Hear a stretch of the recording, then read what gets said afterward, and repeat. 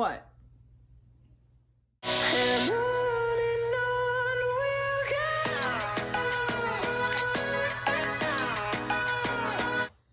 Hey guys, welcome back to my channel. If you're new here, hi, my name is Logan Devereaux, and today we're doing something that I've been putting off for months, mainly because one of the directors of one of the movies that we're going to be talking about today recently passed away the same month I was going to film this video, and originally I didn't think it would be respectful if I trashed the movie that he worked so hard to create and make into his own vision the same month that he died. But today we're going to be talking about the Dawn Treader movies. As you know, this is book versus movie, so let's jump into the books and also the two movies. So take it away. Chronicles of Narnia, The Voyage of the Dawn Treader was written by C.S. Lewis and published once again by Geoffrey Bells in 1959. It's a story about Edmund and Lucy Pevensey, this time accompanied by their annoying cousin Eustace Scrubs and King Caspian X, going on a voyage across Narnia, trying to find the 7 missing lords that were friends of Caspian's father. This book is by far one of the best books in the entire series. Fast forward to 1989, where we have Samuel West playing King Caspian X, along with Sophie Wilcox and Jonathan Scott playing Edmund and Lucy respectively, as well as David Thwaites playing their cousin Eustace. This movie was by far one of my favorite movies from my childhood, and is so beautiful and so book accurate, you just can't help but love it. And unfortunately, fast forward to 2010, where Disney picked up the rights to The Voyage of the Dawn Treader, where we have Georgie Henley, Skander Keys playing Edmund and Lucy respectively, as well as Ben Barnes playing King Caspian X, and William Porter playing Eustace Scrubs. I'm not even going to talk about this movie too much. You're going to hear my thoughts on it in a second. Alright, so today we're going to be drinking Seven Moons Red Blend. Now, I hate red wine with a fiery passion. I think it's gross, and I think it tastes like dirt. But I also hate this movie, so I figured what a better time than to just drink this bottle of wine and, you know, share my distaste with you guys. Alright, let's just jump into this.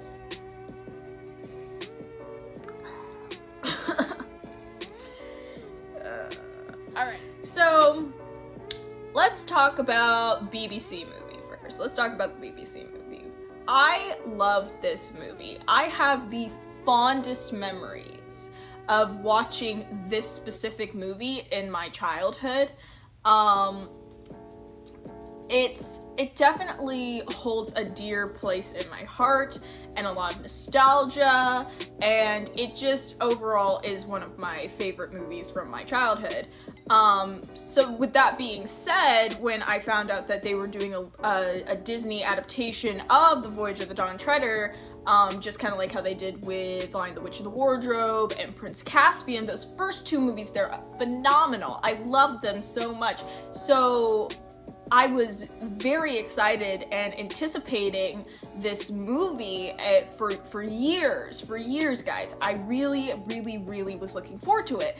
So you can imagine my disappointment as a child to watch this movie unfold in the worst way humanly possible. I couldn't have been more disappointed.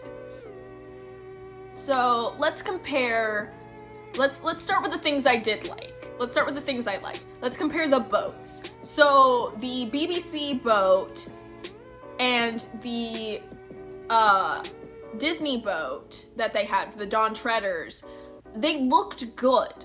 In fact, they kind of looked similar, except Disney had a bigger budget than the BBC one. But there was something more. They're both actual boats. I forgot to mention this. They're both real boats that they did actually sail. during the filmings of both films and everything. But I gotta say, it was just something about the Disney one that I liked a little bit more than the BBC one. I don't know what it was. I don't know if it was Dragon Head or what, or if it just seemed more realistic, but to me, I genuinely, I liked the Disney one just a smidgen more. It was just a little bit more realistic than the BBC one. Okay, I'm putting this away. I'm putting this over there. That is so gross. Okay. I just really hate red wine, guys. Okay. The difference between the Caspians. So, Ben Barnes reprises his role as King Caspian now instead of Prince Caspian. And I gotta say, he looks so handsome in this. You really got this regal appearance that Caspian was supposed to have in this film, and you really just kind of got this sense that he has evolved into a king, the king he was always meant to be. And you could just see that. I loved when they like tied his hair back too, and he grew a beard. Like he looked so good, guys, and the clothes were amazing. Can I just stress, I can't stress this enough, no matter who's directing one of these Narnia films, the costume department will always come through for you in the end. I love what they've done with the sailors' uniforms and even like the 1930s uniforms that they had, like soldier uniforms and the dresses, and everything was just so beautiful. I loved it. I loved it so much. I even like the fact that with Lucy, because she was the only female on the boat, how they had to kind of accommodate like to her small frame, as she was wearing a boy's uniform. So for her to have to kind of like tie like you do, you know, when you're a kid and you get those shirts that it says like, oh, it's a small, but you're like, I'm an extra small, so you have to kind of like tie like the little rabbit's tail, kind of like foxtail knot that you got on the side of your clothes. Yeah, I love that they showed that she did that, because Georgie Henley is a very lanky person. Can relate. So for her to like have to like kind of like tie hers in a knot, and then also like constantly like hike up her pants too, really shows like, oh, this was once some man's outfit that she's wearing right now. I think that's so clever. The BBC ones, the costumes for the humans, I actually liked. I know, shocker. I'm saying this on camera right now, on record. I genuinely enjoyed the humans' costumes in one of the BBC Narnia films. And you will never hear me say that again. Because it's the last movie I can compare to another one, so. But, yeah, I genuinely like the costumes. Same thing, Lucy has to wear a boy's outfit, because she's the only woman on the boat, and so they kind of have to accommodate to her size and everything. I think one of my favorite outfits was actually their lounging outfits that they had. It's just a simple white flowy top and some leggings, but there's something about it that's just so simple and so elegant. You can't help but fall in love with it. I don't know what it is about that, but I just always remembered, like, I really, really liked those tops growing up as a kid. I thought they were really cute. All the clothing in the BBC one was period accurate, for the kind of Renaissance-esque type of themes they were going for, and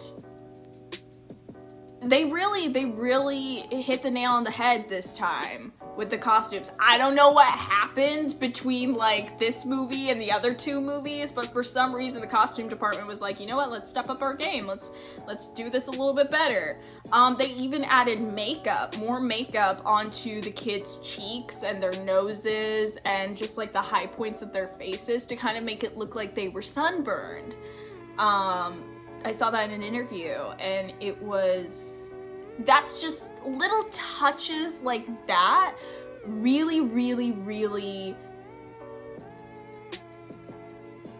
make this movie a bit better, because you get these people and they're reading this book and they're studying it. They're studying it day and night to try to pick out little things like this and turn it into a masterpiece. It's stuff like that that just makes me appreciate this specific movie a little bit more. With that being said, let's talk about why I hate the Disney movie so much. This movie is bad because you stray away from the original source material so much without taking out things that make this story, and you take it out and try to make it your own thing to the point where you kind of destroy it. And that is why I have absolutely no respect for this movie.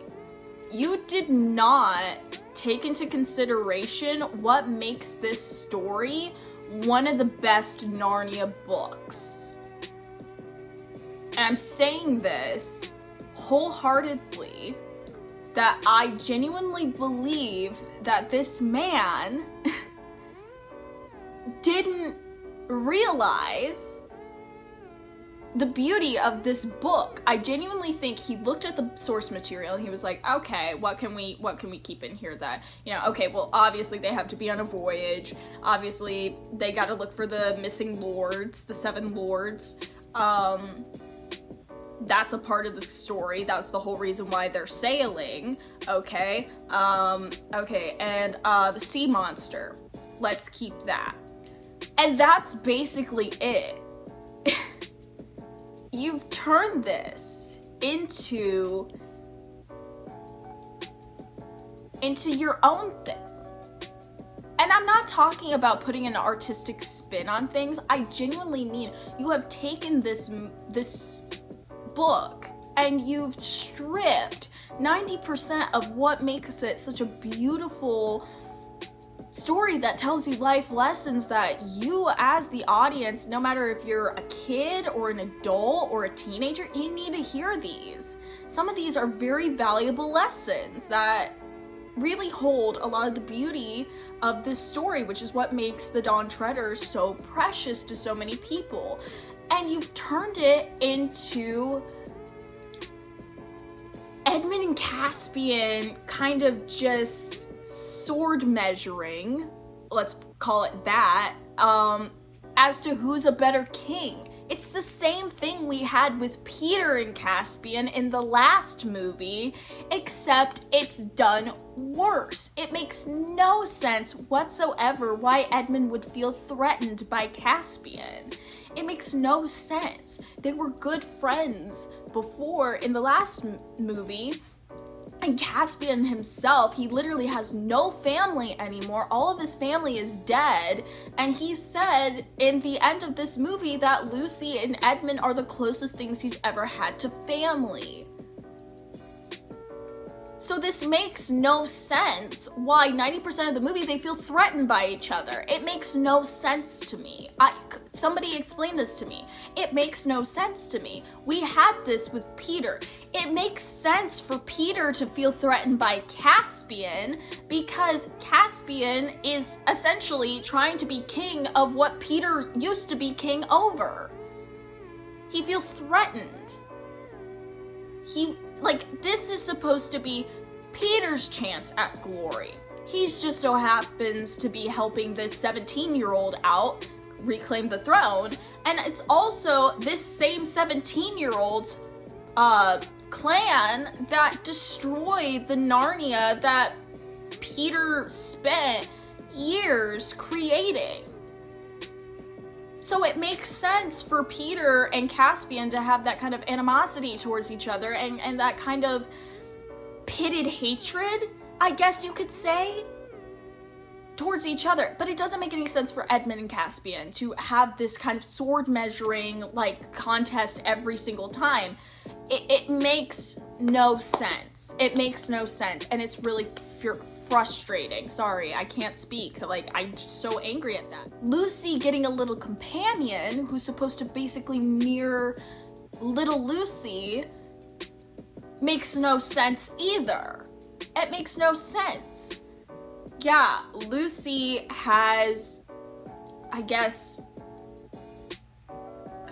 what is it? Self-esteem issues, I guess we could say, body image issues. She doesn't like the way she looks because she's been told her whole life she doesn't look like Susan, her big sister, who is literally one of the most beautiful women Narnia has ever seen. Even Caspian fell for her.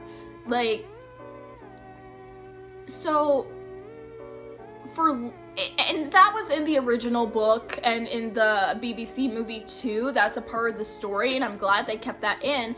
But what doesn't make any sense is for Lucy to get this little girl, Gail, I believe that was her name, who's supposed to basically mirror younger Lucy. It just kind of feels like Lucy is getting her chance to play big sister, to play mom, I guess, to this little girl who lost her mother. It doesn't make any sense, because in a way, Gail being there brings absolutely nothing to the table. She brings nothing. Gail, you could literally take this little girl, cut her out of the movie, and you would never miss her. Would never miss her. They made her the daughter of Ritz, who was a character in the book. Ritz was supposed to be kind of like the captain's right-hand man, essentially.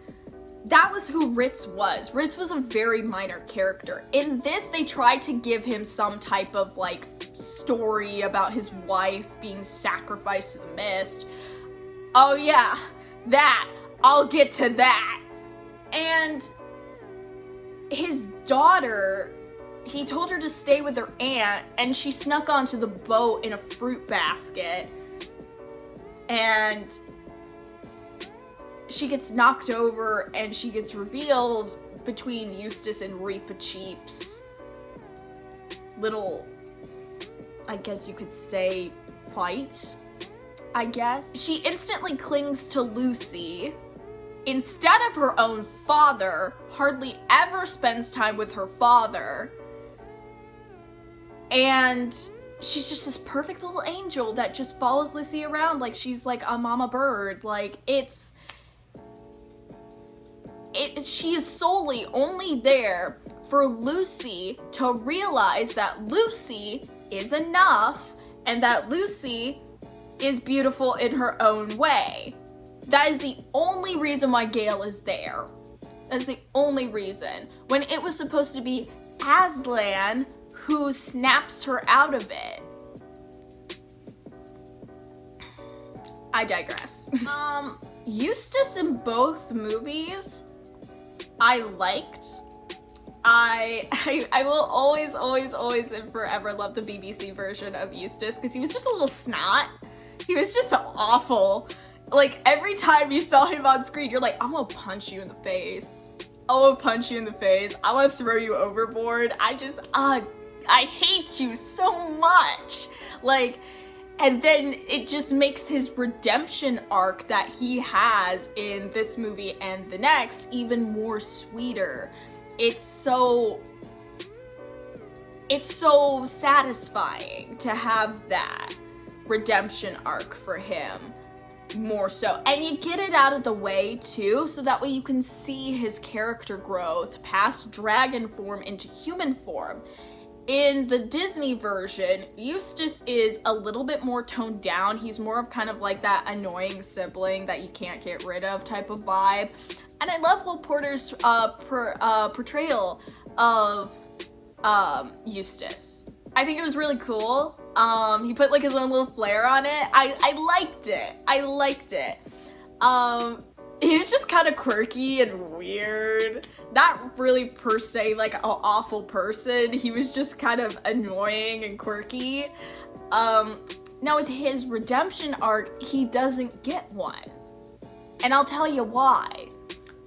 Eustace in the BBC one and in the book, he's only a dragon for maybe a few days, but in that day's time, he's starting to realize like, oh, if I stay this way, out of my own greed and selfishness, I'm gonna lose my family.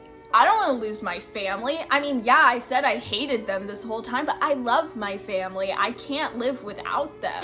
And then through that, and Aslan makes him fix himself, makes him shed all the badness and the impurities that he had, meaning skinning himself of his scales, and it's painful for him to do that. It's painful, he's crying, it's so agonizing for him to go through that. And then through that, Aslan helps him with the rest, and he's basically rebirthed, almost in like kind of like a baptism kind of Christian symbolism type of way. With Eustace in the Disney one, he doesn't get undragoned until the last 15 minutes of this movie. He's dragoned almost immediately into the movie. So that means we spend about 30-40 minutes with Dragon Eustace not really seeing his redemption arc. Yeah, you see him show a little bit of remorse. Yeah, you see him kind of like, oh, like, I don't really like this, you know, like, but we can't hear him verbally speak. And Reepicheep is the only one that he can confide into. He can't talk to his family. He can't talk to Caspian. He can't talk to any of the members on the crew. It's just Reepicheep.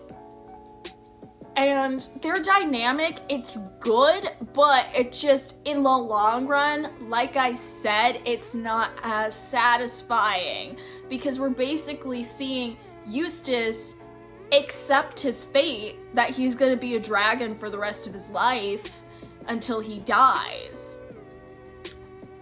Because they're hyping up all the good things he can do, and he notices, I'm more useful as a dragon than I ever was as a human. That's so harmful for the character. Because essentially you're taking away his humanity, which is what he didn't want to have at the beginning of his story. Eustace hated, and I guess the best way I could say is Eustace hated being human. He hated it. He hated being around other humans. He detested everything that was human. The only thing he did like was his bugs that he collected. So for him to be turned into quite literally an animal of the worst kind, a fire-breathing dragon, and then him realizing like, I miss my humanity, I miss being human, I miss my family, and then him trying so desperately, literally clawing through the pain, pushing through the pain to get back to his humanity is what makes his redemption arc so good. you keeping him a dragon and keeping him mute and we can't hear his inner thoughts or anything, and then him quite literally staying away from humanity is what makes this redemption arc on the Disney one so awful. And then he's basically the same as he was before. He just knows how to shut up now. Like, that is the only thing that's the only thing. He just put a filter on himself. I guess maybe I need to turn into a dragon for a couple weeks so that way I can get one. Like, that is the only thing that you could see as a redemption arc that has come out of this. That's the only thing. And it's widely disappointing. It's widely disappointing. I can't stress how awful that was to witness that. Speaking of awful, let's talk about that mist. This was by far the dumbest idea I have ever seen in a movie in a while. Rewatching that made me so furious because at the end of the day, this is completely pointless. This was completely pointless. And you know what it served as? Edmund's redemption arc. There's this green fart gas, basically, you could say, that sneaks around. We don't know where it came from. We don't know how it was created. We don't know who put it there. Apparently, it just showed up. It just showed up out of nowhere, and it tempts people with their worst fears and their deepest desires.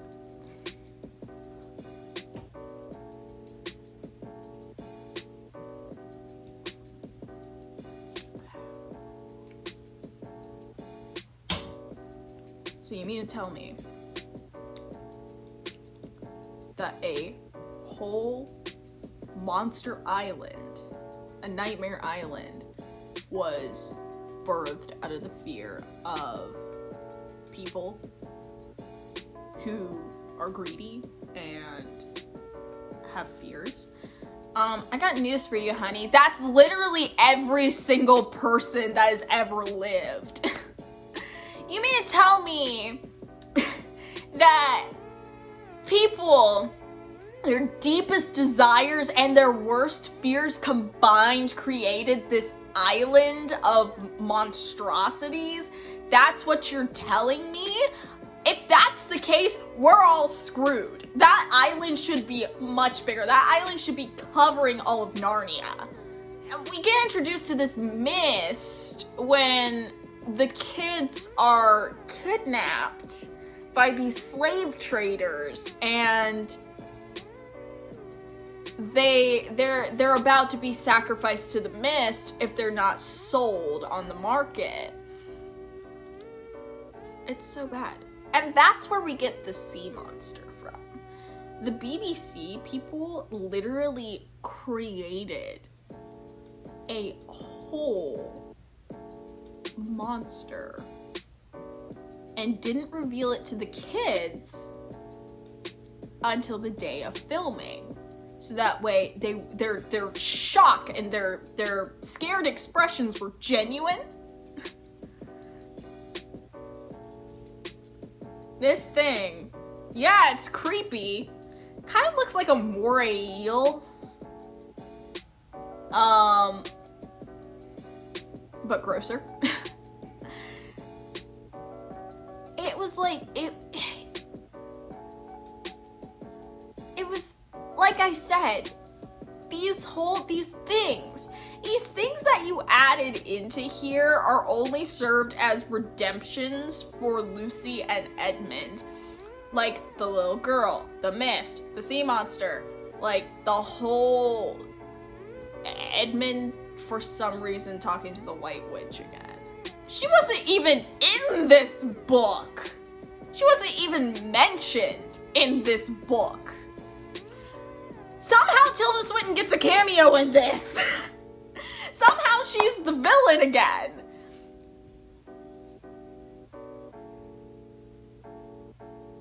None of this makes any sense. This was the dumbest thing I have ever seen in my whole life, is The Mist. I think I was like 10 or something when this movie came out. I'm not sure. I think I was 10. And I got scared really easily at movies and things. That literally didn't scare me. And this is supposed to be the big moment. This is supposed to be the last showdown, right?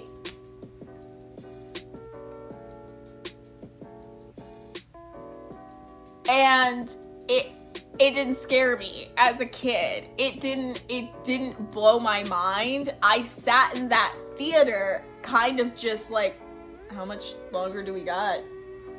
Okay, we got another like 20 minutes. Okay. Like, none of that ever.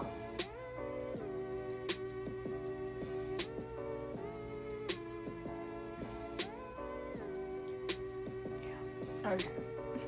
I'm gonna wrap this up. So what did I think about this? The BBC one, good on you guys. I'm gonna give this one a 10.